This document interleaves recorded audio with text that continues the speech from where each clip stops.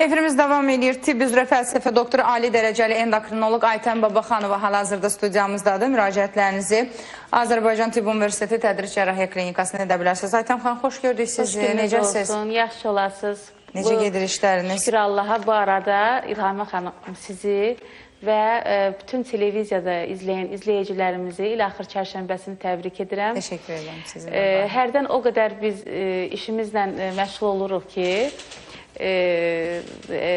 adi bir elementar təbriklərimi deyim, biraz hafizəmizdən çıxardırıq. Amma mən inandırım, biz yaddan çıxarsaq da, bizim pasiyentlərimiz yaddan çıxartmırlar, sağ olsunlar və hamısını təbrik edirəm. Və mövzumuza keçməmişdən öncə həmişə yadda saxlayaq, bu veriliş adi bir veriliş deyil. Bu verilişin məqsədi, biz belə bir məqsədi sizin sağlam və uzun ömürlü olmasının mənbəyini qoyubdur və hələ bilərəm ki, bu üzrə də davam edəcəkdir və düşünürəm ki, mən hər dəfə deyirəm və bu dəfə də deyirəm ki, həqiqətən bu verilişin, və səhv etmirəmsə, ilk həkim verilişlərdən idi, düzdür İlhamə xanım? Bu verilişin həqiqətən kifayət qədər insanların maariflənməsində rolu oldu və bir də bir söz deyim ki, siz bizim işimizi çətinləşdirdiniz bu arada İlhamə xanım. Niyə? Bu verilişlərin sayəsində maşallah pasiyentlər çox bilgili, çox maarifli, yəni və indiki dövrdə həkim olmaq da özü bir ürək tələb edir. Ona görə maariflənin. Yəni ki, biz sizə ən sonuncu, ən maraqlı mövzuları çatdıracağıq. Minnətdaram gəldiyinizə görə doktor. Çox maraqlı mövzudur həqiqətən. Bugün kişilərə. İlk danışdığım mövzudur bu arada. İlk dəfə danışacaqsınız. Mən o qədər danışmışam. Mənim üçün ilkdir. Düşünürəm ki, rahat olacaq. Kişilərdə libidonun aşağı olmasının hormonal səbəbləri. Ümumiyyətlə libidonun nə olduğunu xatırladım. Bu nə deməkdir? Bunu artırmaq olarmı? Azalıbsa da hansı səbəblərdən azalıb? Bəzən buna bilirsiniz necə cinsi cəlb edici hormon deyirlər. Yəni cins digər əks cinsi bir həvəs hiss etməlidir və cinsi cazibə olmalıdır. Cinsi cazibə olan yerdə də insanın həm zehni inkişafı, eyni ilə də elmi, bədii fəaliyyəti yüksək səviyyədə olur. Bunu biz hər görüşümüzdə deyirik və bilənlər xəbərdardır. Zigmund Freud'un psixoanalitikasını çox oxuyuram o kitabları. Olmalıdır bu cinsi istək. Yəni, xoşunuza gəlmirsə kanalı dəyişə bilərsə, amma məsləhət deyil. Xüsusilə də əks cinsi nümayəndələrinə səslənirəm. Elə problemlər var ki, siz ondan xəbərsizsiniz. Endokrinoloq həkim buradadır, onu dinləyin. Buyurun.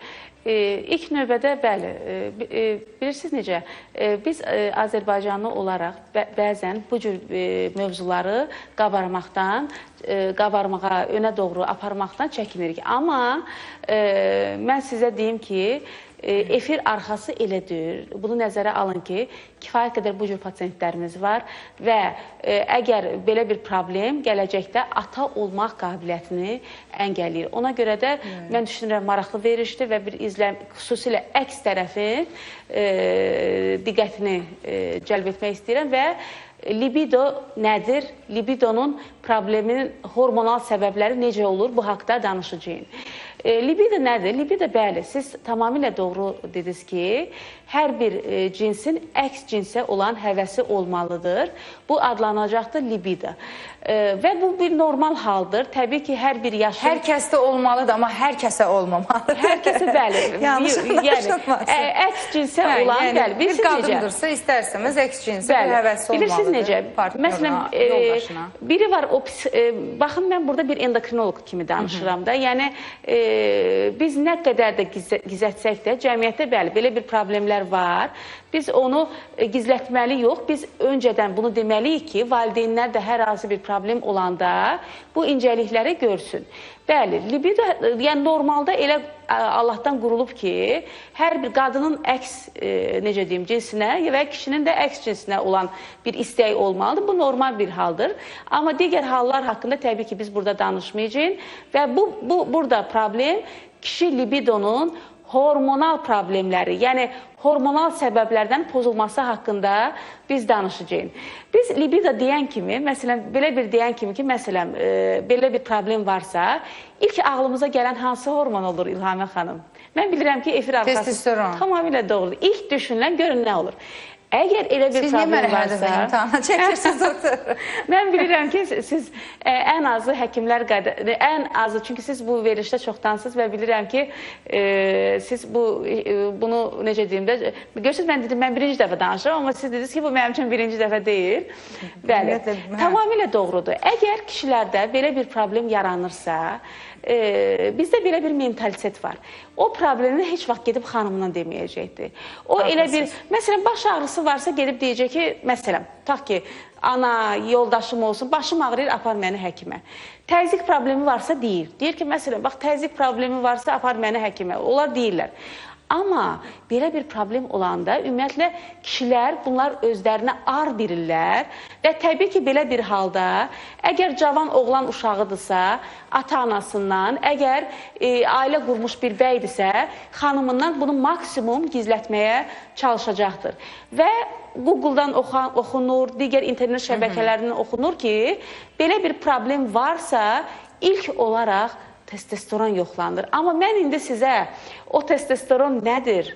O həqiqətənmi yoxlanmalıdır? O bizə informativdirmi? Yəni ki, o haqda bir danışmaq istəyərdim. Birincisi, İlhamə xanım, bilək ki, testosteron yoxlamaqla, məsələn, əgər kişilərdə belə bir problem var və testosteron yoxlanır və onun normal göstəricisi bizə ona dəlalət etmir ki, bu pasiyentdə hər bir şey normaldır. İlk növbədə biz testosteronu bölməliyik. Testosteron nədir? Testosteron bilməliyik ki, haradan ifraz olunur? Testosteron ifraz olunur, xəyallıqda leydik hüceyrələr tərəfindən ifraz olunan bir hormondur. Və bu öz başına ifraz olunmur. Yəni, belə bir sual verilir, testosteron demək yalnız kişilərdə olurmu? Xeyr. Testosteron bizlərdə də var, qadınlarda da var, böyrəküstü vəzdə də ifraz olunur. Və belə bir sual verirlər ki, məsələn, onu adi bir elementar insan da bilər ki, testosteron artıqlığı qadınlarda nəyə gətirib çıxardır? Bəli, testosteron xüsusiyyətləri nədir?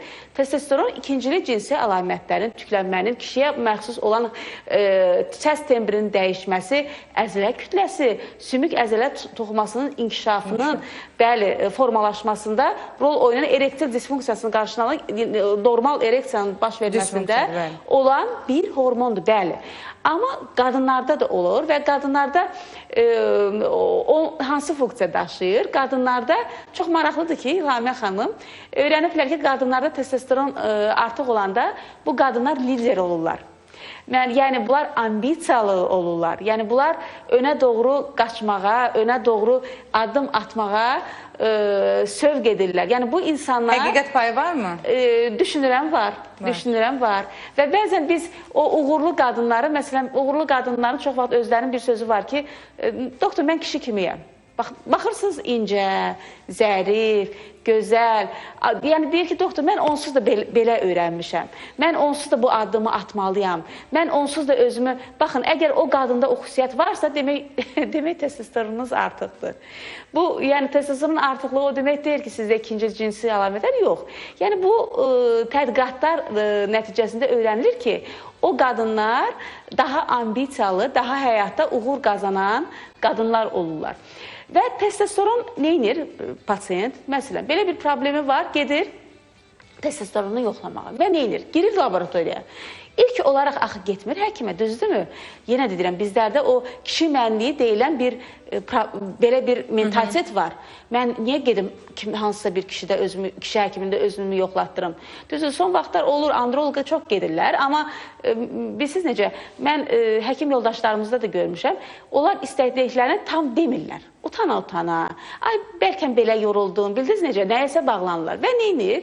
Və gedilən halda, demək, androloq orada adətən, bizdə androloqlar, məsələn, bu realdır İlhamə xanım, urologiyanın bir qolu olubdur, urologiyanın. Yəni, urologiya, belə deyim də, yəni androloqlar xüsusi, əfsus olsun, endokrinoloq qədər bilgiyə malik deyirlər. İndi mən sizə danışacağım, nəyə görə biz buna baxırıq. Və neynir androloqu? Gedir yəni testosteronu yoxla. Və bunlar neynirlər? Bu deyilmir ki, axı testosteron növləri var. İndi bu haqda danışacağım. Sərbəst yoxlanmalıdır, hansı yoxlamalıdır və s. Gedir testosteronu yoxladır. Testosteron yoxlayır, görür ki, testosteron normal və testosteronun idarə olunması, yadınızdadır, biz belə bir bizim hipofiz vəzimiz var. Görürsünüzmü?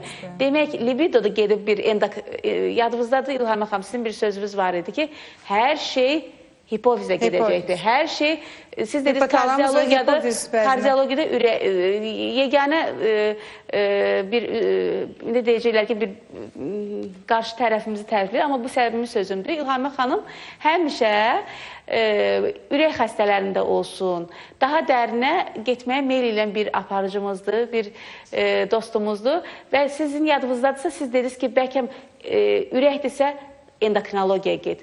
Nevrologiyadırsa endokrinologiyada get və bu dəfə də mən sizdən bir xahiş edirəm ki, onu da bir qeyd edin ki, əgər libido problemi varsa, indi qadınlardan danışmırıq, təbii ki, kişilərdən danışırıq, burada da bir endokrinoloji müayinəyə 100% ehtiyac var. Bax, nəyə görə? İndi mən sizə deyim nəyə görə. O zaman elə səslənməyək də, libido azlığını hər kəs bilməz. Cinsi zəiflik varsa, cinsi istəksizlik varsa, yəni ehtiyac və s. bunu hər kəs ailə qayğısına, problemə, kreditə, borca, əsəbə yazmamalıdır, yozmamalıdır, necə ifadə edirsinizsə. Yəni cinsi istək yerində olmalı. Bir insanın partnyoru varsa, ailə həyatı, qarşı tərəfi, yoldaşı varsa, bu istək mütləqdir. Və məhz o sırada bəlli olur ki, bu insanın həyat eşqi sönüb, ölüb. Yəni, biraz ruhu dəyərləndirin. Bəli. Və sözünüz olmasın, bax, onu da çox gözəl dediniz. Nə deyirlər? Deyir, bəlkə işim çox oldu. İş onsuz da həmişə var. Yəni, biz onsuz da o dövrə gedirik ki... Ruh cisimlə vəhdət təşkil etməlidir. Yəni, əlbəttə, yəni işi səbəb ki, iş oldu, belə oldu, biraz o düzgün deyil. Bəli, və bəli, cinsi həvəs varsa, burada artıq endokrinoloji problem yoxlanmalıdır. Testosteron ifraz olunur. Bax, siz ürək-damar xəstəlikləri deyirsiniz. Bu sırada mən artıq çəkini də nəzərə salım. Diabet xəstələrini də. Yəni, bu insanların organik problemi belə cinsi zəiflik yaradır. İstəksizlik, libidon aşağı sal. Bütün hormonal dəngə pozulur. Deyirsiniz, ifraz olunur tez-tezlərdə, hayalarda. Amma onun orqanın özünün problemi də hormonlarda problem yaradır. Tamamilə doğrudur. Biri digərinə zəncirvari bağlıdır. Bax, görürsünüz, biz hələ şəkərli diabet ən ağır bir mövzumuzdur. Mən daha demirəm ki, şəkərli diabet pasiyentlərinə mən sizə səmimi deyim. Hər dördündən ikisində bu problem var. Və illər dördündən ikisində? Bəli. Bəli. Hər dördündən, hətta mən sizə inandırım ki, mən şəkərli diabeti olub və problemi olmayan, mən sizə səmimi deyim, mən kifayət qədər pasiyent baxan bir həkiməm, yəni kifayət qədər və çox maraqlıdır ki, bilmirəm mənə ən ağırları gəlib, yox, amma ilkin etaplarda təzə bilinən halda, amma 3-5 ildən sonra mütləq əgər özünə baxılmırsa, amma bir şey var ki, indiki pasiyentlər mənfi deyəndə, yenə də müsbəti də deyim, məsələn, nə vaxt indiki, siz mənə deyin, İlhamə xanım, bir 10 il bundan qabaq insulin direnci yoxlanılırdı mı? İndi pasiyent bilirsiniz nə deyir? Doktor, məndə insulin direncini yoxlayın. Çox maraqlıdır da, yəni o çox alqışa layiqdir. Yəni, insulin direncini yoxlayın, doktor, məndə şəkər olmasın. Demək, onlar öyrənib gəlirlər də. Bilirsiniz, bu çox, necə deyim də, bu çox sevinirəm. Yəni, belə hazır bir pasiyentlər gələndə, məsələn, olur ki, mənə deyirlər ki, məsələn də, indi qızlarımızda deyir, doktor, hər şey deyirsiniz. Əvvəl qidalarımız bu vəziyyətə deyil. Bəli. İndi, əlbəttə, əvvəl qidalarımız olsun, sinir sistemi olsun. Ortaya çıxdı, insanların sağlamlığı əldən getdi, araşdırmalar aparıldı və ən asan, ən qısa yoldan insulin direncini yoxla biləcəksən. Bəli, və özləri gəlirlər, yoxlatdırırlar. Və mən sizə nə deyim, biz inkişaf etdikcə artıq sığorta sisteminə keçirik. Artıq sığorta sisteminə keçirik də biz və biz dünyaya belə demişkən inteqrasiya olunuruqsa, mən sizə səmimi deyirəm, mən öncədən bir xəbərdarlıq etmək istəyirəm ki, sığorta sistemi ilə əfsus böyük problemlər də ola bilər. Vaxtında, bilirsiniz necə? Məsələn, mən bizdə yox, mən ümumiyyətlə xaricdə deyim. Ümumiyyətlə, məsələn, tutalım ki, sığorta sistemi ilə bir MRT-yə yazılmaq üçün xaricdə yaşayanlar da bilir, ən azı 3 ay qabaq yazılır. Yəni, belə bir problemlər olur. Yəni, sözümü nəyə gətirib çıxardıram? İndiki dövrdə hər bir insan özünün həkimi olmalıdır. Yəni, ilkin maksimum bu verilişlərdən faydalanın. Çünki mənim bir sözüm var, hər ailənin bir həkimi olmalıdır. Yəni, ilkin olaraq narahatçılığınız varsa, yəni, biz az bir şey, bizim dediyimiz yalnız veriliş xətrinə deyilmir, axı, bizə nə var? Gedəcəyin, öz xəstələrimizə baxacaqın, öz veriliş davam edir. Amma siz bu verilişdən iki cümlə götürdünüzsə, bu artıq, necə deyim, siz öndəsiz və bunu xahiş edirəm, nəzərə almaq lazımdır. Testosterondan danışır. Testosteron bəli, ifraz olunur xəyalarda. Amma testosteronun ifrazı üçün bizə hipofizdə, bax, belə bir analizlər həmişə verilir. LG. Biz LG deyəndə, biz elə bilirdik ki, qadınlarda, düzdür mü? Biz danışırdıq ki, yumurtalıqda, sarı cisimdə ifraz olunur. Amma demək, məsələn, yoxlatdırırıq, pasiyentə LG yazıram və pasiyent deyir ki, LG axı mənim yoldaşım yoxlatdırmışdı. Bu, qadın hormonu deyilmi? Xeyr, qadın hormonu deyil. Bu, lütetrop hormon sizin testosteronunuzun ifrazı üçün lazım olan hormondur. Və bəli, siz düz deyirsiniz. Bunlar bir-birlərinin əks əlaqə mexanizminə işləyirlər. Məsələn, əgər kişidə testosteron artıqdırsa, yoxlanılır, testosteronda normal və yaxud da ki, artıq çıxıbdır və LG-yə baxırıq. Pasiyent deyir ki, doktor, məndə testosteronda normaldır, hətta artıq çıxdı. Və LG hormonuna baxır, özləri də baxılır. Yəni, indiki dövrdə bilirsiniz, İlhamə xanım, təkcə biz qoyub baxmırıq, pasiyent özü də baxır. Deyir, ax, bu da məndə normaldır. LG, əgər testosteron normal yuxarıdırsa və LG... Yox, normal yuxarıda ayrı-ayrı fikirlər. Normal yuxarıya yaxındır, amma LG normalın daxilindədir. Görürük ki, testosteron yuxarıya doğru qalxır.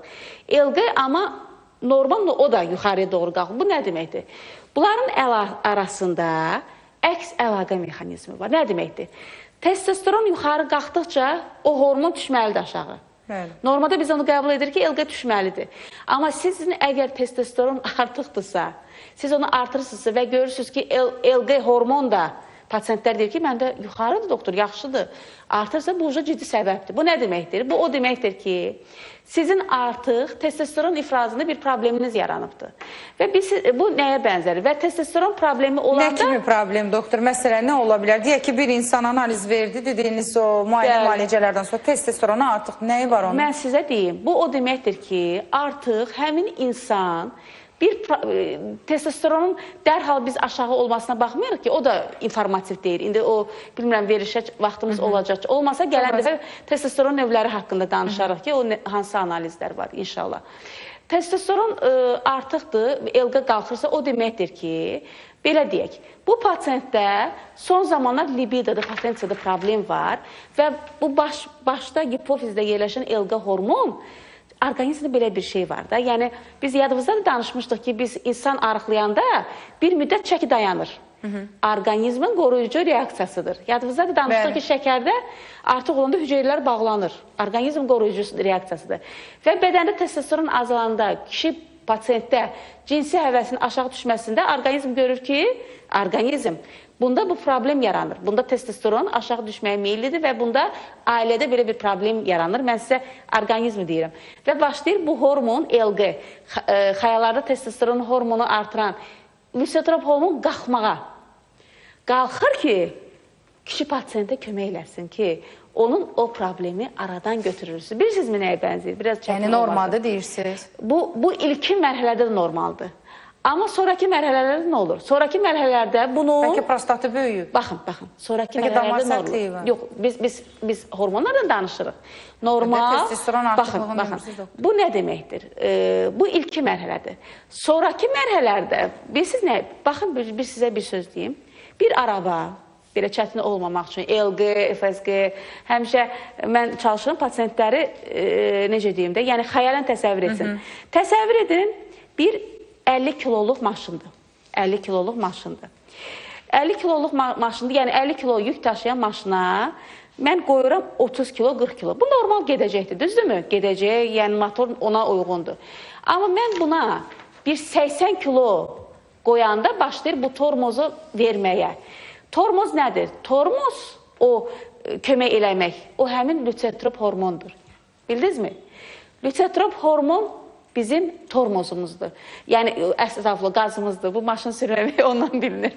Qaz deməkdir. Yəni ki, testosteron problemi olan kimi bizim qazımız lütetrop hormondur. Doktor, onda belə çıxır ki, biz nə deməyə çalışırıq? Problem yaranırsa orqanizm onu tənzimləyir. Orqanizm ilkin mərhələdə tənzimləyir. Gecikmiş mərhələdə nə olur? Gecikmiş mərhələdə artıq risklər başlayır, problemlər başlayır. Testosteron da aşağı düşür. Sönür də həyatımız sönür bir sözlə, belə deyək. Və adətən... Söndü, getdi, istir kişi, istir qadın. Yəni, bizim dediyimiz nədir? Libidoya da düşmürük. İlkin mərhələdə, bəli. Əfsus, məsələn, çox hamı çıxır deyir, nevrotik pozuntular. sular, depressiya, intihar. Heç kəs demir ki, ay insan, sənin cinsi həyatın varmı? Nə vəziyyətdədir? Əfsus, mən bir həkim kimi yenə deyirəm də bu... Psixoloqlar da demir. Psixoloq da demir. Psixiatrlar da demir. Bax, amma mən bir həkim kimi deməlidir. Bəli, baxın, yenə də deyirəm. Bizim cəmiyyətin əsas məqsədi nə deməkdir? Cəmiyyətin əsas məqsədi nədir? Cəmiyyətin əsas məqsədi sağlam uşaqların, övladın dünyaya gətirməsi və əhali sayını, yəni bu normal bir haldır. Mən sizə səmimi deyirəm, bir həkim kimi, yəni burada utanmaqdan belə keçibdir. İndiki dövrdə həddən çox belə bir problem var və cavan uşaqlarda görürəm. Mən nəinki yuxarı, məsələn, desəm ki, 50 necə deyim də, yaşdan yuxarı gəlir, biraz yalan olar. Mən cavanlarda, o, yadınızda da İlhamə xanım, keçən dəfə dedim, bax, belə bir problemi var, istəyirəm danışam. Baxın, burada yanlış anlaşılmasın. Libido dediğimiz cinsi hormon deyək, istəyi, həvəsi, eşqi artıran bir hormondur. Amma libido kişilərdə adətən pik nöqtəyə çatdığı bəlli bir yaş var. Yeniyetməlik dövrü. Pik həddə gəlir, çatır. Amma zamanla insan yaşa dolduqca, həkimin dediyi bu və ya digər endokrinoloji, ətraf mühit, depressiya və s. başlayır və burada hormonal dizbalans yarananda libidonun səviyyəsi azalır. Və bu hormonal dizbalans yaşa uyğun olmalıdır. Bu istəsək də, istəməsək də. Amma libidoya biz yaş verə bilmərik. 70-80 yaşında kişilərdə belə cinsi həvəsi olanlar var. Yəni libidonun yaşı yoxdur. Bunu deməyə çalışırıq. Sadəcə yoxlanışdan keçin. Əgər libido hər hansı bir hormonal dizbalansa bağlıdırsa, orada müalicələr aparılacaq. Amma libidonu artırmaq, normaya gətirmək bu mümkündür. Hər yaşda bu həvəsi, bu sevgini artırmaq olar. İndi psixoloji deyirlər, amma hormonları nəzərə alınırlar da. Demək, deyirlər psixoloji gedirlər psixologlara, çox maraqlıdır. Amma buradan da hormonlar alt üst olublar. Deyib, gedirəm psixoloqa, danışıram, ürəyim boşalır, bir xeyri olmur. O xeyri olmaz. Axı, sizin hormonlarınız alaçarxadır. Bəli. Doktor, hətta deyirlər ki, cinsi fəaliyyətdən bir müddət uzaqda qalanda da libido artır. Valla, biraz yazılanlarla həyatda, yəni həyatda gördüyümlə üst-üstə gəlmir. Yəni, mən pasiyentləri nəzərdə tuturam. Demək olar ki, yəni, hal-hazırda biraz... Tam da deyə bilmirik, yəni elə bilirəm ki, qənaət bəxş deyil. Yəni onu düşünərəm ki, indi psixologlar, siz daha çox psixologların ünsiyyəti, bilmirəm bu mövzular qaldırılırmı? Qaldırılır. Qaldırılmır? Qaldırılır. Ümumiyyətlə, bilirsiniz necə, canlı efirdə çox vaxt tamaşaçı da qoşar bilmirəm. Çünki bu cinsi əlaqə, münasibət, birləşmə dediyin anda kanal dəyişənlər, veriliş dəyişənlər var. Amma unutmayın, yenə deyirəm, təkrar edirəm, bu tibi verilişə ayrılan bir saatdır. Kimə maraqlıdırsa həkimləri dinləsin, məlumatlansın, övladlarını da məlumatlandırsın. Çünki bu pis bir şey deyil, ayıb bir şey de deyil. Biz bunu bilməliyik, bizə məktəbdə bunu öyrətməyiblər. Amma ailə tərbiyəsi görə hər bir kəs, hər bir insan evində bir yeniyetməsi varsa, bu tərbiyəni mütləq vaxtında verməlidir. Həm fizioloji cəhətdən, həm psixoloji cəhətdən. Çünki ətrafda o qədər insanlar var ki, bilirsiniz necə, uzun müddət yalnız qalanlar var. Eyni cinsdən olan insanlarla vaxt keçirənlər var. Qızlar uzun müddət qızlarla, oğlanlar uzun müddət oğlanlarla. Siz bunu unudursunuz, amma psixologiyanın o qədər incə nöqtələri var ki, insanın ruh və cisim deyilən anlayışı var. Biz elə hər şey xəstəlik, yox simptom. Xəstəlik də müalicə olmur ki, simptomlar müalicə olur. Amma burada o dəngə ki var, ruh, cisim, bu pozulur, psixologiya, Zigmund Freud'in kitablarını vərəqləyin. Yəni, dediyimiz organik səbəblə də libido azalıbsa və ya artıbsa, bunun bir müalicəsi vardır. Təşəkkür edirəm, doktor. Minnətdaram gəldiyinizə görə, amma bu mövzuya bir də qayıdaq zəhmət olmasa. Demədiyimiz çox şey var. Tibb üzrə fəlsəfə doktoru, ali dərəcəli endokrinoloq Aytən Babaxanova studiyamızın həkim qonağı idi. Müraciətlərinizi Azərbaycan Tibb Universiteti Tədris Cərrahiyyə Klinikasına edə bilərsiniz. Mən Türkan mağazasına geyimə görə təşəkkürümü bildirim. Yeni kolleksiyalar var. Bir daha xatırlatmaq, təkrar etmək istəyirəm. Xanımlar Türkan mağazasına müraciətlərinizi edin. 2 filialı var. Yeni də açıldı bir dənəsi. Hüseyin Cavid prospekti 85 ünvanında Elmlər filialı, Ağa Nemətulla 51-də Nərimanov filialı yerləşir. 012 525 42 71 070 525 42 71 əlaqə telefonudur. Buyurun müraciətlərinizi edə bilərsiniz. Sabah eyni saatda qarşınızda olacaq. Hələlik.